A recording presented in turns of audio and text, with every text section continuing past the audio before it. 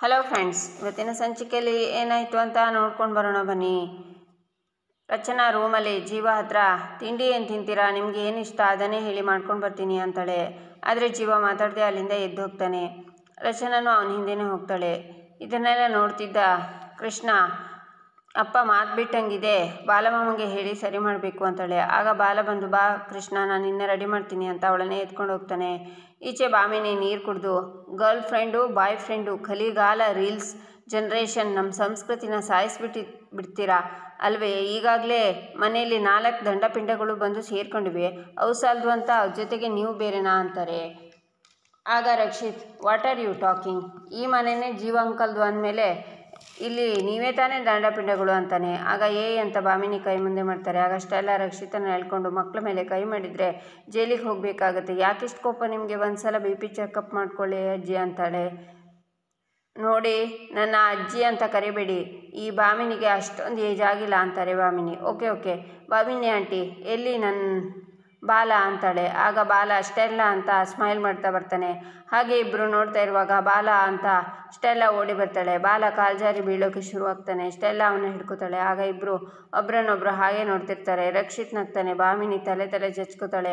ಬಾಲ ಅಂತಾಳೆ ಸ್ಟೆಲ್ಲ ಅಂತಾನೆ ಬಾಲ. ಆಗ ಕೃಷ್ಣ ಬಂದು, ರಕ್ಷಿತ್ ಅಂತಾಳೆ, ಒಬ್ರನ್ನೊಬ್ರು ಮೀರ್ಸೋರ್ ಥರ ಇದ್ದೀರಾ ಈ ಮನೇಲಿ, ಕರ್ಮ ಅಂತ ಬಾಮಿನಿ ಅಲ್ಲಿಂದ ಹೋಗ್ತಾರೆ. ಹೌ ಆರ್ ಯು ಕೃಷ್ಣ ಅಂತಾನೆ ರಕ್ಷಿತ್. ಆದರೆ ಕೃಷ್ಣ ಏನು ಮಾತಾಡಲ್ಲ. ಯಾಕೆ ಡಲ್ ಆಗಿದೆಯಾ, ತಿಂಡಿ ತಿಂದಿಲ್ವಾ ಅಂತಾನೆ ರಕ್ಷಿತ್. ಈಚೆ ಬಾಮಿನಿ ಕನಕಾಂಬರಿ ಹತ್ರ ಬಂದು, ಅಕ್ಕ, ಸಂಜೀವನ ಹುಡ್ಕೊಂಡು ಮನೆಗೆ ಯಾರ್ಯಾರೋ ಬಂದಿದ್ದಾರೆ, ನೀವ್ಯಾರು ಅಂತ ಕೇಳಿದರೆ, ನೀವೇನು ಈ ಮನೆ ಓನರಾ, ಈ ಮನೆ ಓನರ್ ಸಂಜೀವ, ನೀವೆಲ್ಲ ದಂಡಪಿಂಡಗಳು ಅಂತ ನನ್ನೇ ಅಂತ ಇದ್ದಾರಕ್ಕ, ನನಗೆ ಈ ಅವಮಾನನ ಸಹಿಸ್ಕೊಳ್ಳೋಕ್ಕಾಗ್ತಿಲ್ಲ ಅಂತಾರೆ ಬಾಮಿನಿ. ಸಹಿಸ್ಕೊಳ್ಳೋಕ್ಕಾಗಲ್ಲ ಅಂದರೆ ಮನೆ ಬಿಟ್ಟು ಹೋಗು ಬಾಮಿನಿ, ಹೊಟ್ಟೆ ಉರಿತಿದೆ ಅಂತ ಜ್ಯೂಸ್ ಮಾಡ್ಕೊಂಡು ಕುಡಿಯೋಣ ಅಂತ ಬಂದರೆ ಇವಳೊಬ್ಳು ಇನ್ನೂ ಉರಿಸ್ತಿದ್ದಾಳೆ ಅಂತಾರೆ ಕನಕಾಂಬರಿ. ನಮ್ಮ ಮನೆ ದೊಡ್ಡ ಪಿಲ್ಲರ್ ನೀವೇ ಹಿಂಗಂದರೆ ಹೇಗಕ್ಕ, ಇಲ್ಲಿ ನಡೀತಿರೋದನ್ನು ನೋಡಿದರೆ ಆಸ್ತಿಲಿ ನಮಗೆ ಒಂದು ಕುಲ್ಗಂಜಿನೂ ಸಿಗಲ್ವೇನೋ ಅನ್ನಿಸ್ತಿದೆ, ನೀವೇ ಏನಾದರೂ ಮಾಡಿ ಅಕ್ಕ ಅಂತಾಳೆ ಬಾಮಿನಿ ಎಲ್ಲನೂ ನಾನೇ ಮಾಡಬೇಕು ಅಂತ ಯಾಕೆ ಎಕ್ಸ್ಪೆಕ್ಟ್ ಮಾಡ್ತೀಯಾ, ನೀನು ಏನಾದರೂ ಮಾಡ್ಬೋದಲ್ವಾ ಅಂತಾರೆ ಕನಕಾಂಬರಿ. ನಿನ್ನೆ ರಾತ್ರಿಯಿಂದ ನನಗೆ ಬರ್ತಾ ಇರೋದು ಒಂದೇ ಯೋಚನೆ, ಚಾಕುನ ತಗೊಂಡು ಕಚ ಚುಚ್ಚೋಣ ಅನ್ನಿಸ್ತಿದೆ ಅಂತ ಬಾಮಿನಿ ಅಂದಾಗ, ಯಾರನ್ನ ಅಂತಾರೆ ಕನಕಾಂಬರಿ. ಇನ್ಯಾರನ್ನ, ರಚನಾನ ಅಕ್ಕ, ಕೃಷ್ಣಂಗೆ ಗಾರ್ಡಿಯನ್ ಆಗಿ ರಚನಾ ಅಲ್ವಾ, ಬೈ ಚಾನ್ಸ್ ಅವಳೇನಾದರೂ ಸತ್ತೋದ್ರೆ ಅಂತಾಳೆ ಬಾಮಿನಿ. ಆವಾಗ ಅವಳ ಬದಲಿಗೆ ಸಂಜೀವನ ಗಾರ್ಡಿಯನ್ ಆಗಿ ನೇಮಿಸ್ತಾರೆ ಅಂತಾರೆ ಕನಕಾಂಬರಿ. ಅಕ್ಕ, ಸಂಜೀವ ಹೇಗಿದ್ರು ಆಸ್ತಿನಲ್ಲಿ ನಮಗೆ ಕೊಡ್ತಾನಲ್ವಾ, ಆ ರಚನನ ಎತ್ಬಿಡೋಣ, ಇದೇ ಚಾಕುವಿಂದ ರಚನನ ಕಚ ಚುಚ್ಚಿ ಅಂತ ಬಾಮಿನಿ ಹೇಳುವಾಗ ರಚನಾ ಬಂದು ಗುಡ್ ಮಾರ್ನಿಂಗ್ ಅಂತಾಳೆ. ಆಗ ಇಬ್ಬರು ಅಲ್ಲಿಂದ ಹೊರಡ್ತಾರೆ. ಅತ್ತೆ, ಯಾಕತ್ತೆ ಮುಖ ತಿರ್ಸ್ಕೊಂಡು ಹೋಗ್ತಿದ್ದೀರಾ, ನನ್ನ ಮೇಲೆ ಏನು ಕೋಪನಾ ಅಂತಾಳೆ ರಚನಾ. ಯಾರು ನಿನ್ಗಿಲಿ ಅತ್ತೆ, ನನ್ನ ಅಕ್ಕ ಪದ್ಮಜ ಇದ್ದಾಳಲ್ಲ, ನಿನ್ನ ಗಂಡನ ಹೆತ್ತ ತಾಯಿ, ಅವಳೇ ನಿನ್ನನ್ನು ಸೊಸೆ ಅಂತ ಸ್ವೀಕಾರ ಮಾಡಲಿಲ್ಲ, ಹಾಗಿರುವಾಗ ನಾವು ಹೇಗೆ ನಿನ್ನ ಸೊಸೆ ಅಂತ ಸ್ವೀಕಾರ ಮಾಡ್ತೀವಿ, ಆದರೂ ನಾವು ನಿನ್ನನ್ನು ಮನೆ ತುಂಬಿಸ್ಕೊಂಡ್ವಿ, ಮರ್ಯಾದೆ ಕೊಟ್ವಿ, ಆದರೆ ನಮಗೆ ಸಿಕ್ಕಿದ್ದೇನು ತೆಂಗಿನಕಾಯಿ ಚಿಪ್ಪು, ಮನೆಗೆ ಬಂದು 4 ದಿನಕ್ಕೆ ಇಡೀ ಆಸ್ತಿನ ಕಿತ್ಕೊಂಡೆ, ನಮ್ಮೆಲ್ಲರನ್ನ ಬೀದಿಲಿ ನಿಲ್ಲಿಸಿದೆ, ಉದ್ಧಾರ ಆಗಲ್ವೇ ನೀನು, ನಮ್ಮ ಆಸ್ತಿನೇ ನಮಗೆ ಕೊಡಲ್ಲ ಅಂತೀಯಲ್ಲ, ನೀನು ಈ ಮನೆಯಲ್ಲಿ ನೆಮ್ಮದಿಯಾಗಿ ಇರಬಾರ್ದು ಅಂತ ನಾನು ನಿನಗೆ ಶಾಪ ಕೊಡ್ತೀನಿ ಅಕ್ಕ, ಇವಳ ಜೊತೆ ಏನು ಮಾತು, ನಡೀರಿ ನೀವು ಅಂತ ಇಬ್ಬರು ಅಲ್ಲಿಂದ ಹೋಗ್ತಾರೆ. ರಚನಾ ಕೆಲಸದವಳು ಪ್ಲೇಟಿಗೆ ತಿಂಡಿನ ಹಾಕ್ಕೊಂಡು ಹೋಗೋದನ್ನು ನೋಡಿ, ತಿಂಡಿ ಯಾರಿಗೆ ಅಂತಾಳೆ ರಚನಾ. ಚಿಕ್ಕ ಯಜಮಾನ್ರಿಗೆ ಅಂತ ಅವಳು ಅದನ್ನು ತಗೊಂಡು ಹೋಗ್ತಾಳೆ. ರಚನಾ ಟೀ ಮಾಡ್ತಾ ಪಾತ್ರನ ಮುಚ್ಚದೇ ಹೋದ್ಲಲ್ಲ ಅಂತ ಪಾತ್ರ ಮುಚ್ಚುವಾಗ, ಏನು ವಾಸನೆ ಇದು, ಒಂಥರ ಇದೆಯಲ್ಲ ಅಂತ ಅದನ್ನು ಸ್ಮೆಲ್ ಮಾಡಿ, ಇಷ್ಟೊಂದು ಘಾಟ್ ಸ್ಮೆಲ್ ಬರ್ತಿದೆ, ಏನು ಹಾಕಿದ್ದಾರೆ ಇದಕ್ಕೆ, ವಿಪರೀತ ಘಾಟ್ ಬರ್ತಿದೆಯಲ್ಲ ಅಂತಾಳೆ.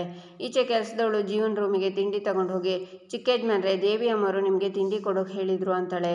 ಈಚೆ ರಾಣ, ಅಣ್ಣ ವಿಷ ಹಾಕಿದ ತಿಂಡಿನ ಸಂಜೀವಿನಿಗೆ ಕಳಿಸಿದ್ದಾಯ್ತು ಅಂತಾನೆ. ಅದನ್ನು ಕೇಳಿಸ್ಕೊಂಡ ರಚನಾ ಶಾಕ್ನಿಂದ ಆಚೆ ಬಂದು ನೋಡ್ತಾಳೆ.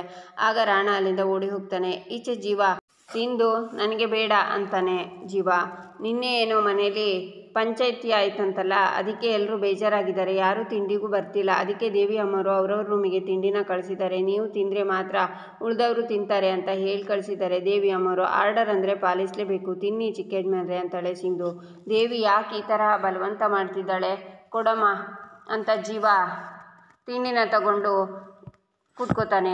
ಈಚೆ ರಚನಾ, ಅವಳ್ಯಾಕೆ ಆ ಥರ ವಿಚಿತ್ರವಾಗಿ ನಕ್ಕಿದ್ಲು ಅಂತ ಕೆಲಸದವಳನ್ನು ನೆನ್ಪು ಮಾಡಿಕೊಂಡು, ಅಂದರೆ ಜೀವ ಅಂತ ಓಡಿ ಬರ್ತಾಳೆ ರಚನಾ. ಈಚೆ ಜೀವ, ಸಿಂಧು ಒಂದು ಕೆಲಸ ಮಾಡಿ, ಆ ನೀರಿನ ಗ್ಲಾಸನ್ನು ಅಲ್ಲಿ ಇಟ್ಬಿಡಿ, ನಾನು ತಿಂತೀನಿ, ನೀವು ಹೊರಡಿ ಅಂತಾನೆ.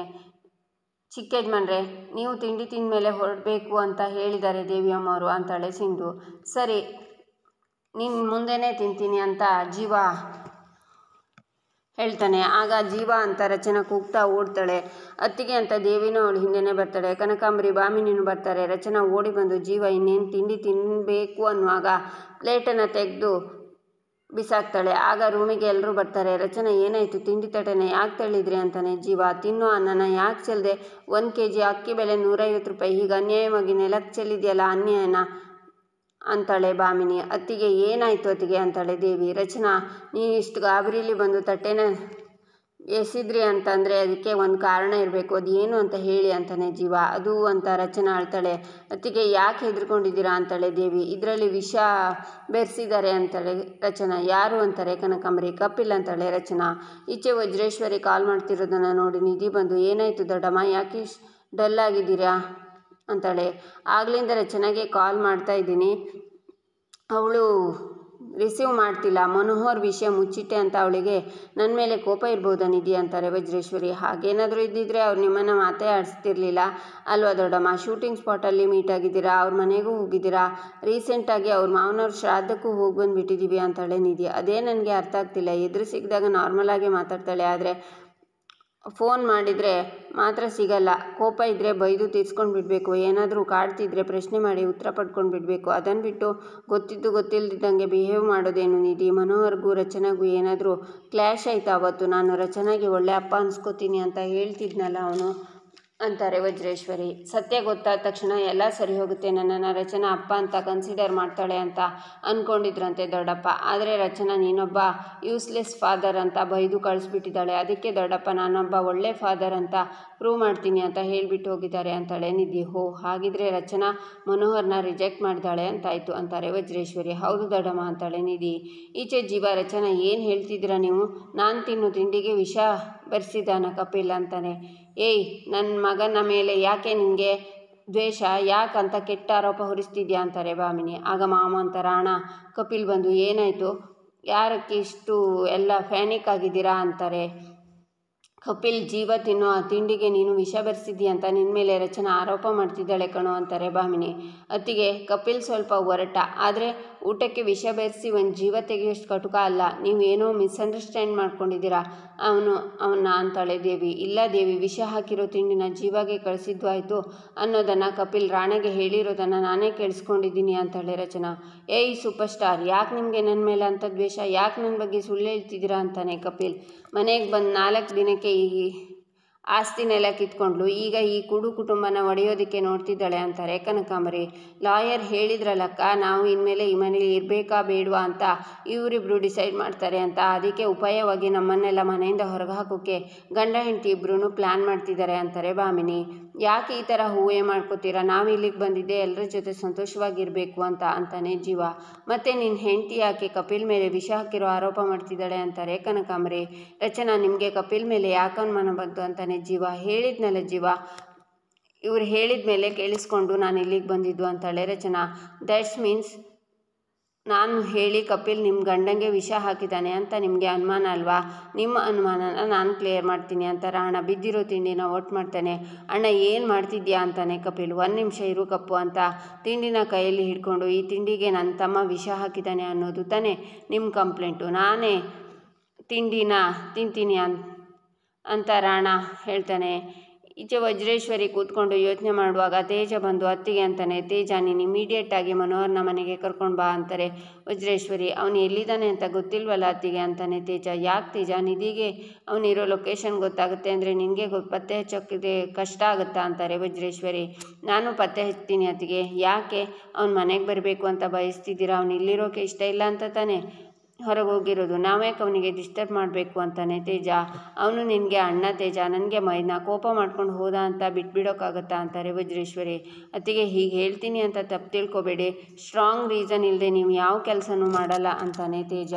ಕೆಲವು ವರ್ಷದ ಹಿಂದೆ ನಡೆದ ತಪ್ಪನ್ನು ಸರಿ ಮಾಡಬೇಕು ಅಂತ ಅಂದ್ಕೊಂಡಿದ್ದೀನಿ. ಮನೋಹರ್ನ ರಚನಾನು ಮಾಡಬೇಕು ಅಂದ್ಕೊಂಡಿದ್ದೀನಿ. ನನ್ನಿಂದ ಬೇರೆ ಆಗಿರೋ ತಂದೆ ಮಗಳು ನನ್ನಿಂದನೇ ಒಂದಾಗಲಿ ಅಂತ ನಾನು ಅವ್ರ ವಿಷಯದಲ್ಲಿ ಮಾಡಿರೋ ತಪ್ಪಿಗೆ ಅದೇ ಪ್ರಾಯಶ್ಚಿತ್ತ ಅಂತಾರೆ ವಜ್ರೇಶ್ವರಿ. ನಾನು ಅವನ್ನ ಈಗಲೇ ಕರ್ಕೊಂಡ್ಬಂದು ನಿಮ್ಮ ಮುಂದೆ ನಿಲ್ಲಿಸ್ತೀನಿ ಅತ್ತಿಗೆ ಅಂತ ತೇಜ ಹೋಗ್ತಾನೆ. ಈಚೆ ಕಪಿಲ್ ಬೇಡ ಅಣ್ಣ ಅಂತಾನೆ. ರಾಣ, ನೀನಿಲ್ಲಿ ಯಾರಿಗೂ ಪ್ರೂವ್ ಮಾಡೋ ಅವಶ್ಯಕತೆ ಇಲ್ಲ ಅಂತಾರೆ ಕನಕಾಂಬರಿ. ನೀವು ಹೀಗೆ ತಡೆದ್ರೆ ಇವ್ರ ಡೌಟು ಇನ್ನೂ ಜಾಸ್ತಿ ಆಗಲ್ವಾ ಮಾಮ್ ಅಂತಾನೆ ರಾಣ ಮೇಲೆದ್ದೇಳು, ನಿನ್ನ ಮೇಲೆ ನನಗೆ ನಂಬಿಕೆ ಇದೆ ಅಂತಾನೆ ಜೀವ. ಆದರೆ ಸೂಪರ್ ಸ್ಟಾರ್ಗೆ ಇಲ್ವಲ್ಲ ಬ್ರೋ. ಸೂಪರ್ ಸ್ಟಾರ್, ನಿಮ್ಗೊಂದು ವಿಷಯ ಗೊತ್ತಾ, ನಾನು ಸಂಜೀವನ ಎತ್ಬಿಡ್ಬೇಕು ಅಂತ ಯೋಚನೆ ಮಾಡಿದಿದ್ರೆ ಇವನು ಇಷ್ಟು ವರ್ಷ ಬದುಕ್ತಾನೆ ಇರಲಿಲ್ಲ. ಆಫ್ಟರ್ ಆಲ್ ಇವನು ನಮ್ಮಣ್ಣ. ನಮ್ಮ ಮಧ್ಯೆ ಎಷ್ಟೇ ಕಿರಿಕಿದ್ರು ಒಬ್ಬರು ಪ್ರಾಣ ಒಬ್ಬರು ತೆಗೆಯುವಷ್ಟು ಕೆಟ್ಟವರಲ್ಲ ನಾವು ಅಂತ ತಿಂಡಿನ ತಿಂತಾನೆ ರಾಣ. ನೋಡಿ, ತಿಂಡಿನ ತಿಂತಾ ಇದ್ದೀನಿ, ನನಗೇನಾದರೂ ಆದರೆ ನೀವು ಗೆದ್ದ ಹಾಗೆ. ನಿಮ್ಮ ಕೈಯಿಂದನೇ ನನ್ನ ಅಂತಿಮ ಸಂಸ್ಕಾರ ಮಾಡಿ. ಬೈ ಚಾನ್ಸ್ ನಾನು ಬದುಕಿದ್ರೆ ಅಂತ ರಚನಾನ ನೋಡ್ತಾನೆ ರಾಣ. ನಂತರ ರಾಣ ಅಲ್ಲೇ ಕುಸಿದು ಬೀಳ್ತಾನೆ. ಎಲ್ಲರೂ ಅವನ್ನ ಹಿಡ್ಕೋತಾರೆ. ರಾಣ ಏನಾಯಿತು ಅಂತ ಕೂಗ್ತಾರೆ. ಇಲ್ಲಿಗೆ ಈ ಸಂಚಿಕೆ ಮುಕ್ತಾಯವಾಗುತ್ತೆ. ಮುಂದಿನ ಸಂಚಿಕೆಗಾಗಿ ನಮ್ಮ ಚಾನಲನ್ನು ನೋಡಿ, ಸಬ್ಸ್ಕ್ರೈಬ್ ಮಾಡಿ, ಲೈಕ್ ಮಾಡಿ, ಶೇರ್ ಮಾಡೋದನ್ನು ಮರಿಬೇಡಿ.